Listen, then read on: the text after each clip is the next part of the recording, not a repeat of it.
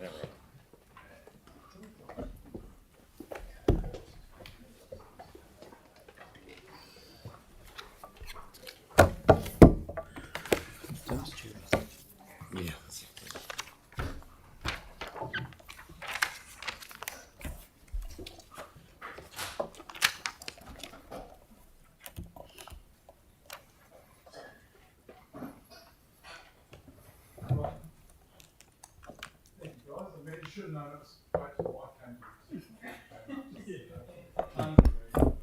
Well, I'd like to introduce to the Paula Davies, the Financial Director of CCHL, Matthew Slater, the CE of CCHL, and Brian Pearson, the Chair of CCHL. Welcome, guys, and we're in your hands. Thank you. Good morning, everyone. CCHL, with the subsidiaries, has had a lot of face time with Council in recent days and weeks. So I'd like to suggest that we perhaps take this interim half-year report as read and move to questions.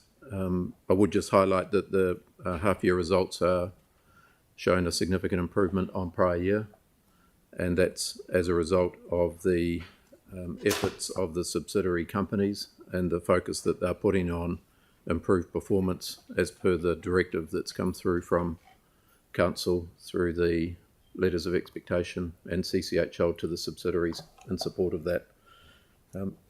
Matt may want to make a couple of comments, but other than that, I think we should move straight to questions. Yeah, look, happy to move straight to questions. I'm conscious I've spent a fair bit of time in these seats in recent days, so if that's okay. Absolutely, and just we are in public, so your questions will just have to be what can be discussed in public. So, thank you. Any questions? Yanni. Yeah, thanks. Do we have any progress for LPC at looking at the levy for cruise ships around the environmental and social impact?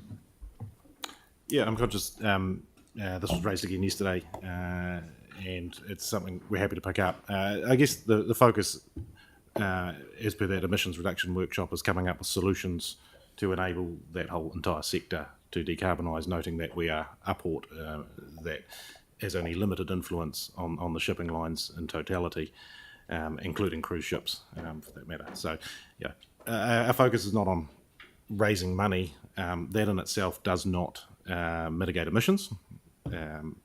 And we're also conscious of the discussion, particularly that the airport raised, that so that when we had an earthquake, you push down in one area, it just pops up in another. So that in itself, raising a levy does not mitigate emissions as seen by that other sector. So it's something we can pick up and come back to you formally on. I think if we specifically asked for work to happen on it, it's good to close that loop with a report that actually sets out what's being considered.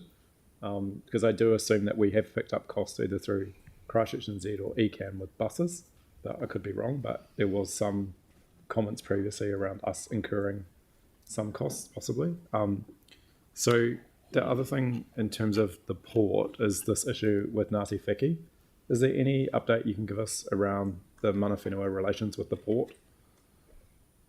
Well, the relationship with Ngāti Wheki is strong. The engagement there has been very, very positive of late. There are challenges with the Tangata group, and that was publicised in the press last week. And we've offered to engage on that front quite substantially. But these are long-standing challenges in terms of that date back to the earthquake and opposition to the program at that time and the consents that were issued at that time. So there is some long-standing challenges, particularly with there. But in terms of a working relationship at this point in time, it's actually very constructive. Okay, thank you. Thank you very much, Matt.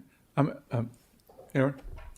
Just on the point that Yanni raised around the levy, have we asked for that as a council, or has it been asked as a question by council law at this table? Because there's a considerable difference. I can't answer that. I thought it was a resolution in either the statement of intent or the letter of expectation. To put Or it might have been the climate. All questions through the chair. Thank you. Yeah, Sorry, through you, Mr. Chair, to put a levy on cruise ships. No, it was a request for the port to Excuse me, investigate. Yanni, can you just, through the chair, thank you. Could we get some information on that, some follow-up with regards to that? Thank you. Yep, thank you. It'd just be good to know. Yep, Thank yep. you, Chair. Done. So, any further questions? Yanni?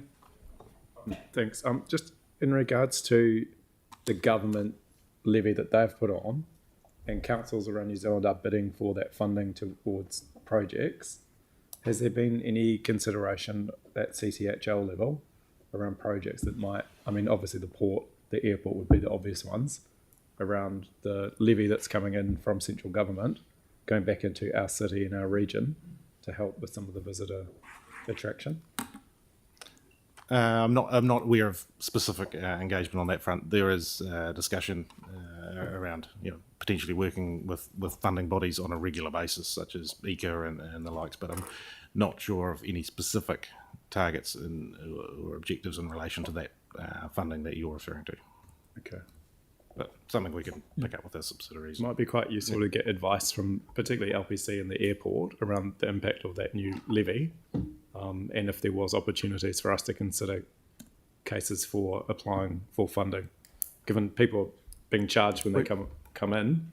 We and can it's ask that through CCHL. Cool. Thanks. That's okay with you, Brian and Matt? Yep. Okay, thank you. Celeste?